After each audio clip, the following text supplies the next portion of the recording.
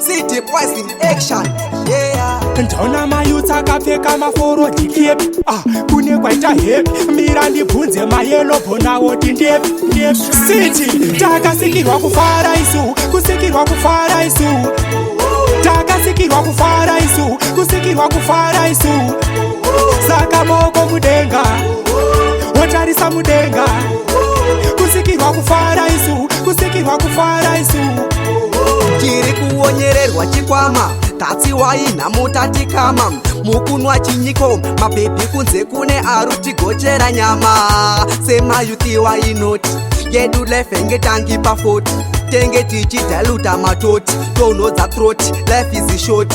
ona mavillage people atijoina pakuspenda mahusa takaita kunyura pakati pepure chakunge nyama musa takasikirwa kufara isu kusikirwa kufara isu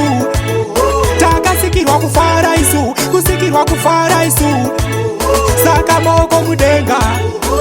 wotarisa mudenga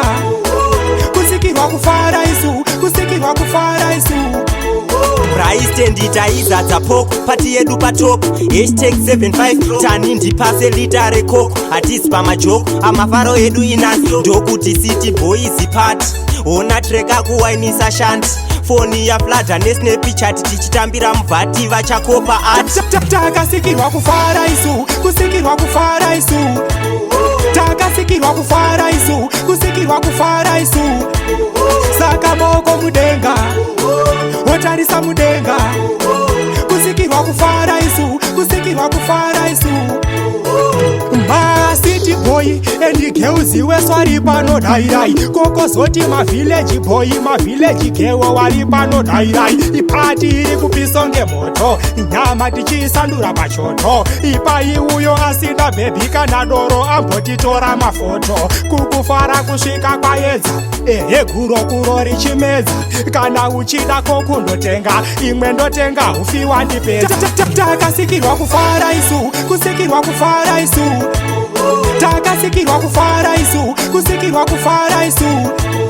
saka moko mudenga wotarisa mudenga kusikirwa kufara isu kusikirwa kufara isu saka moko mudenga wotarisa mudenga saka moko mudenga wotarisa mudenga kusikirwa kufara isu kusikirwa kufara isu